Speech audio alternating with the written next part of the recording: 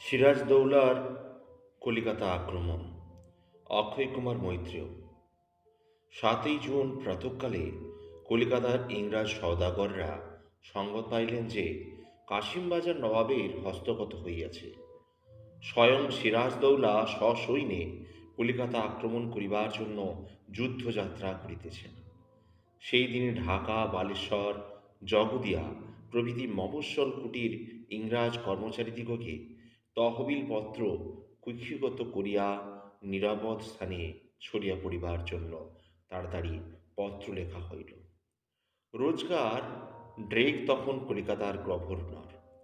তিনি বাহুবলে নগর রক্ষা করিবেন বলিয়া সেনাদল সংগ্রহ করিবার জন্য নগরের মধ্যে ঢোল পিটিয়া দিয়া সবিশেষ উৎসাহের সঙ্গে কলিকাতাবাসী, ইংরাজ, ফিরিঙ্গি, আরমানি, পর্তুগিজ সকলেরই পরম সমাদরে সম্মিলিত করিয়া রীতিমতো সমরকৌশল শিক্ষা দিতে আরম্ভ করিলেন। তৎকালে কলিকাতার অল্প কয়েক সহস্র ইংরাজ বণিকের বসতি ছিল। তারা যেমন সংখ্যায় নগণ্য, সেরূপ সমর কৌশলে নিতান্ত অশিক্ষিত। তাহাদিগকে পরাজিত করিতে বিশেষ আড়ম্বর করা নিষ্প্রয়োজন। সিরাজদৌল্লা তাহা জানিতেন, কিন্তু পাছে তাহার অনুপস্থিতিকালের অবসর পাইয়া কুচক্রী দল শওকত জংকে সিংহাসনে বসাইয়া দিয়া সর্বনাশ সাধন করে, সেই ভয়ে যাহার যাহার প্রতি সন্দেহ সমধিক প্রবল, তাহাদের সকলকেই সঙ্গে লইয়া যুদ্ধযাত্রা আরম্ভ করিলেন। নিতান্ত অনুগত কয়েকজন সেনানায়ক রাজধানী রক্ষার জন্য মুর্শিদাবাদে অবস্থান করিতে লাগিলেন। ইচ্ছা না থাকিলেও রাজবল্লভ, জগৎ শেঠ, মির্জাফর, মানিকচাঁদ সকলকেই সসৈন্যে নবাবের অনুগমন করিতে হইল। সিরাজদৌল্লা যে এইরূপ কৌশলে রাজধানীর আপদ আশঙ্কা নিবারণ করিয়া মহা সমারোহে নিশ্চিন্ত হৃদয়ে সসৈন্যে কলিকাতার দিকে অগ্রসর হইতে সফলকাম হইবেন, ইংরেজদিগের ততদূর ধারণা ছিল না। 7ই জুন প্রাতঃকালে এই সংবাদ কলিকাতার ইংরাজ মহলে সবিশেষ হুলস্থুল বাঁধাইয়া দিল। আর সময় নাই, যাহা কিছু করিবার এখনই তাহা সম্পন্ন করা আবশ্যক। কিন্তু রণকুশল সেনাপতির অভাবে কোনো কার্যেরই শৃঙ্খলা হইতে পারিল না। তথাপি যতদূর সম্ভব ইংরেজরা প্রাণপণে আত্মরক্ষার আয়োজন করিতে আরম্ভ করিলেন। এই বাগবাজারে পেরিং নামক যে নূতন দুর্গপ্রকার নির্মিত হইয়াছিল, সেখানে রাশি রাশি আগ্নেয়াস্ত্র সজ্জীভূত হইল। জলপথে নগর আক্রমণ করিবার আশঙ্কা আছে, তজ্জন্য বাগবাজারের খালের ধারে ভাগীরথী গর্ভে যুদ্ধজাহাজ সুরক্ষিত হইল। 1500 ঠিকা সিপাহী নিযুক্ত করিয়া মহারাষ্ট্র খাতের ধারে স্থানে স্থানে সমাবেশ করা হইল। দুর্গ প্রাচীরে যথাসাধ্য সংস্কার কার্য সুসম্পন্ন করিয়া তন্মধ্যে অন্নপান সঞ্চিত করা হইল। মাদ্রাজে সাহায্য ভিক্ষার জন্য পত্র লেখা হইল এবং নগর রক্ষার জন্য ওলন্দাজ ও ফরাসিগণের সহায়তা লাভের প্রার্থনায় তাহাদের নিকট দূত প্রেরিত হইল। ওলন্দাজেরা কর্তব্যনিষ্ঠ, সরল স্বভাব, নিরীহ বণিক, তাদের গায়ে পড়িয়া নবাবের সঙ্গে কলহ সৃষ্টি করিতে সম্মত হইলেন না। ফরাসিরা চিরদিনই কৌতুকপ্রিয়, তাহারা বলিয়া পাঠাইলেন, ব্রিটিশ সিংহ যদি প্রাণ ভয়ে নিতান্তই জড়সড় হইয়া থাকেন, তবে তিনি অবলীলাক্রমে চন্দননগরের ফরাসি দুর্গে পলায়ন করিতে পারেন। সেখানে আশ্রয় গ্রহণ করিলে আশ্রিতদের প্রাণ রক্ষার জন্য ফরাসি বীরগণ জীবন বিসর্জন দিতে কুণ্ঠিত হইবে না। এই নিদারুণ বিপদ সময়ে চিরশত্রু ফরাসি বণিকদের এরূপ মর্মভেদী পরিহাস বাক্যে ইংরেজরা নিতান্ত নিরুপায় হইয়া বাহুবলে আত্মরক্ষার জন্য দলে দলে সমর শিক্ষায় নিযুক্ত হইলেন। জলপথে বহিঃশত্রুর আক্রমণ নিবারণের জন্য কলিকাতার 2.5 ক্রোশ দক্ষিণে ভাগীরথীর পশ্চিম তীরে টানা নামক স্থানে নবাবী আমলে একটি ক্ষুদ্র দুর্গ সংস্থাপিত হইয়াছিল। সেই দুর্গে 13টি কামান লইয়া 50 জন সিপাহী নদী মুখ রক্ষা করিত এবং বহুদিন শত্রু সেনার সন্ধান না পাইয়া সকলেই নিরুদ্বেগ বিশ্রাম সুখ উপভোগ করিত। ইংরেজরা 13ই জুন প্রাতঃকালে চারিখানা যুদ্ধজাহাজ লইয়া সহসা এই ক্ষুদ্র দুর্গ আক্রমণ করিলে প্রচণ্ড প্রতাপে গোলাবর্ষণ করিতে আরম্ভ হইল। অকস্মাৎ বজ্রনিনাদে হতবুদ্ধি হইয়া সিপাহী সেনা হুগলি অভিমুখ পলায়ন করিল এবং টানার ক্ষুদ্র দুর্গ প্রাচীরে ব্রিটিশ বিজয়া বৈজয়ন্তী সগৌরবে অঙ্গ বিস্তার করিবা মাত্র ব্রিটিশ বাহিনী দুর্গপ্রাচীরের আগ্নেয়াস্ত্রগুলি অকর্মণ্য করিয়া একে একে ভাগীরথীতে নিক্ষেপ করিতে আরম্ভ করিল। এই সংবাদে হুগলির ফৌজদার স্পষ্টই বুঝতে পারিলেন যে এতদিনে ইংরেজদের সর্বনাশ হইল। একই সিরাজদৌল্লা ইংরেজ বিদ্বেষী, তাতে বারংবার অপমানিত হইয়াছিলেন। অতঃপর ইংরেজদের এই ধৃষ্টতার পরিচয় পাইবা মাত্র কাহারও কথায় কর্ণপাত করিতে সম্মত হইবেন না।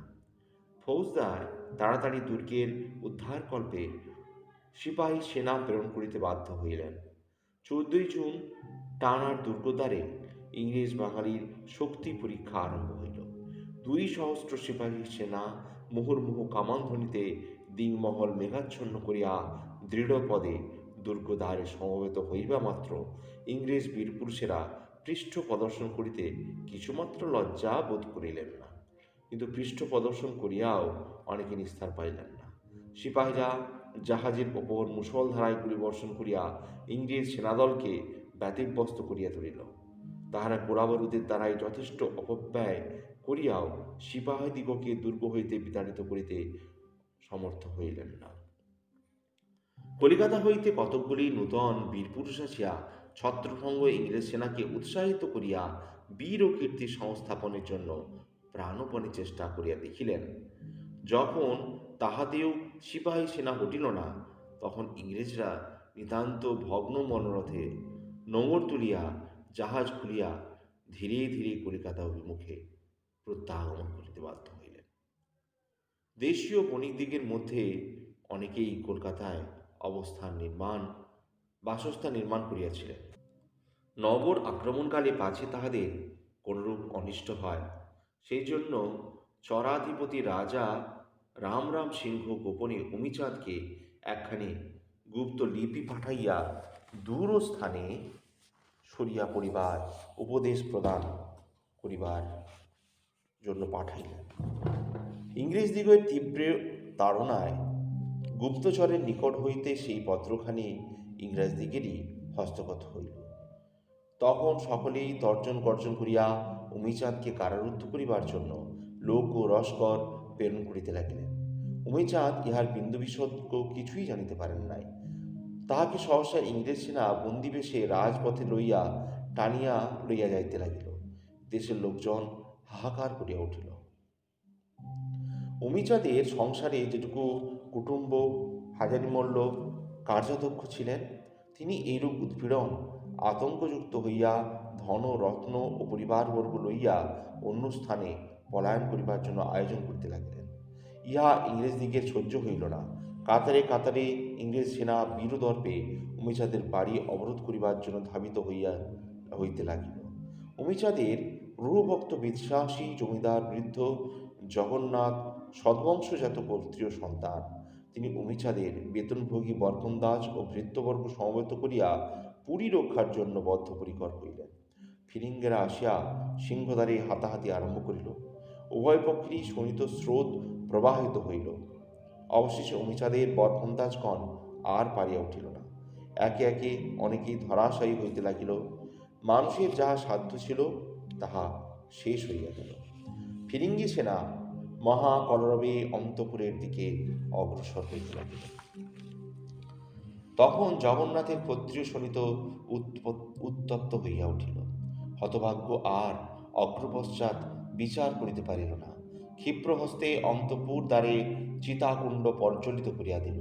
তাহার পর স্বহস্তে একে একে বহু পরিবারের 13টি মহিলা মস্তক দেহ বিচ্যুত করিয়া নারী শোণিত পরিপ্লুত শোণিত ফরমান আত্মবক্ষে বিদ্ধ করিয়া দিয়া রুধির কর্ধমে লুটাইয়া পড়িল।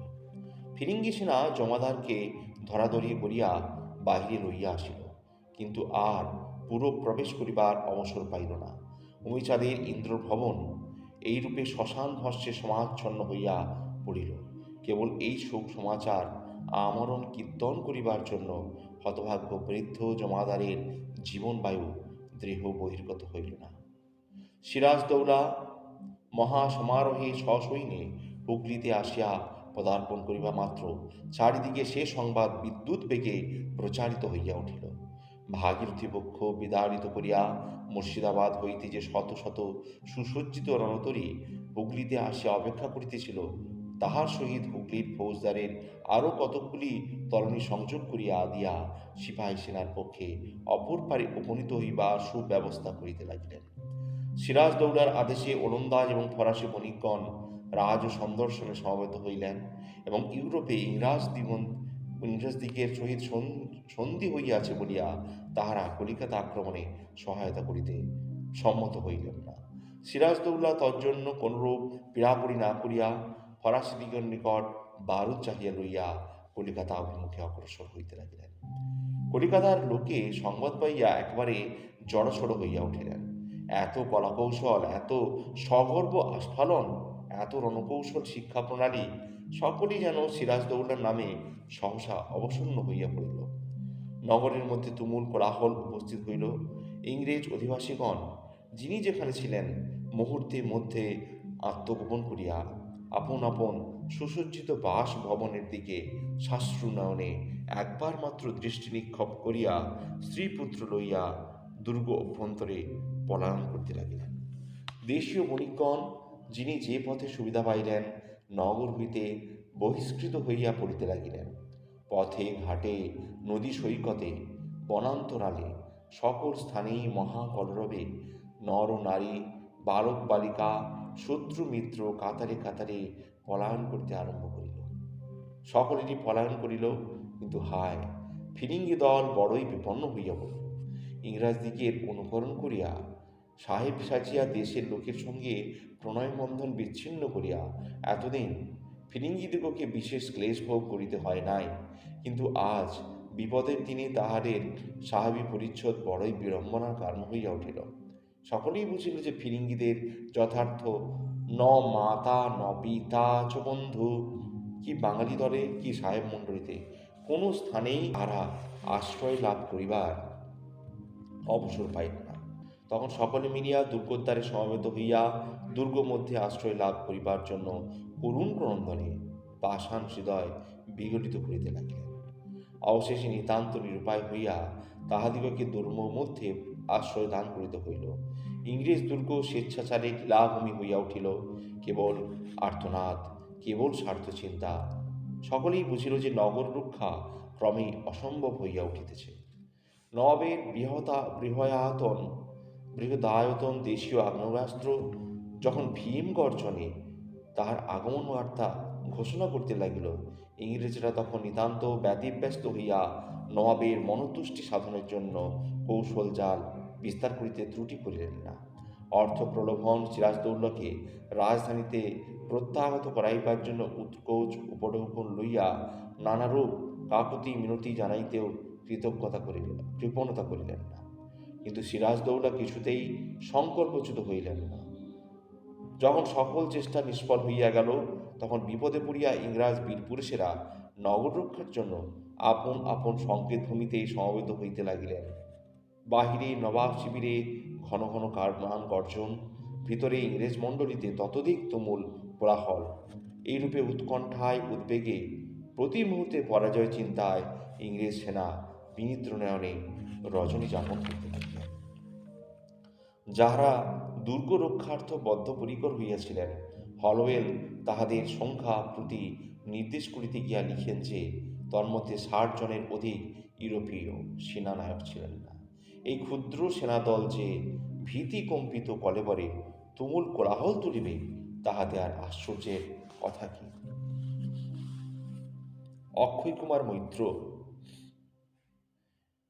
কুমার মৈত্রের সিরাজদৌল্লা গ্রন্থ থেকে এই অংশটি সংকলিত হয়েছে। জন্মস্থান নদিয়া জেলার সিমলা গ্রাম, পিতা মথুরানাথ মৈত্রেয়। প্রেসিডেন্সি কলেজ থেকে বিএ পাশ করে ওকালতি শুরু করেন এবং কর্মজীবনে আইনজীবী হয়েও ঐতিহাসিক গবেষণা এবং ইতিহাস বিষয়ক রচনার মধ্যে বিশেষ খ্যাতি লাভ করেন। ইতিহাস বিষয়ে এর ছিল অসামান্য আগ্রহ। ইংরেজরা বাংলার নবাব সিরাজদৌল্লার বিরুদ্ধে চক্রান্ত করে বাংলা, বিহার, উড়িষ্যার আধিপত্য স্থাপন করেছিল। অক্ষয় কুমার বিষয়টি নিয়ে তথ্যপূর্ণ একটি ঐতিহাসিক গ্রন্থ রচনায় সিদ্ধান্ত করেন এবং গভীর ঐকান্তিকতা ও নিষ্ঠা সহকারে এই বিষয়ে গবেষণায় প্রবৃত্ত হন। গবেষণার শেষে তিনি দেখতে পান যে রবার্ট ক্লাইভ ফরাসির প্রান্তরে কোনো রকমে আমবনে লুকিয়ে নিজের প্রাণ বাঁচিয়েছিলেন এবং মির্জাফর, অমিচাঁদ প্রভৃতি বিশ্বাসঘাতকদের ষড়যন্ত্রে জয়লাভ করেন। ইংরেজ ঐতিহাসিকেরা নিজেদের কুকীর্তিকে ঢাকা দেওয়ার জন্য সিরাজের চরিত্রকে নানাভাবে কালিমালিপ্ত করেছিলেন।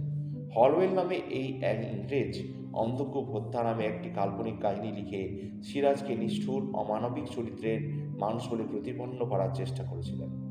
অক্ষয় কুমার এসব নিন্দা অপবাদের বিরুদ্ধে নানা তথ্য সংগ্রহ করেন এবং সিরাজ চরিত্র এ পলাশীর যুদ্ধের প্রকৃত স্বরূপ উদ্ঘাটন করে সিরাজদৌল্লা নামে একটি গ্রন্থ লেখেন। তথ্যপূর্ণ ও বিশ্লেষণধর্মী এই অনন্য ইতিহাস গ্রন্থটি প্রকাশিত হওয়া মাত্র ইংরেজদের প্রসারিত মিথ্যার মুখোশ খসে পড়ে এবং সারা দেশে তা আদৃত হয়। এরপর অক্ষয় কুমার বাংলার আরেক নবাব মীর কাসিমকে নিয়ে মীর কাসিম নামে একটি গ্রন্থ লেখেন। এছাড়াও সমর সিংহ, সীতারাম রায়, ফিরিঙ্গি বণিক, গৌড় লেখমালা প্রভৃতি গ্রন্থ বিশেষ স্মরণীয়। পরাধীন ভারতে সিরাজদৌল্লা ও মীর কাসিম গ্রন্থ দুটি আমাদের দেশের তরুণ তরুণীদের মনে দেশপ্রেমের সঞ্চার ঘটাতে বিশেষভাবে সাহায্য করেছিল। এভাবে পলাশীর যুদ্ধ সম্বন্ধে সঠিকভাবে প্রথম আলোকপাত করার জন্য কৃতিত্বের অধিকারী হয়ে আছেন অক্ষয় কুমার মৈত্র।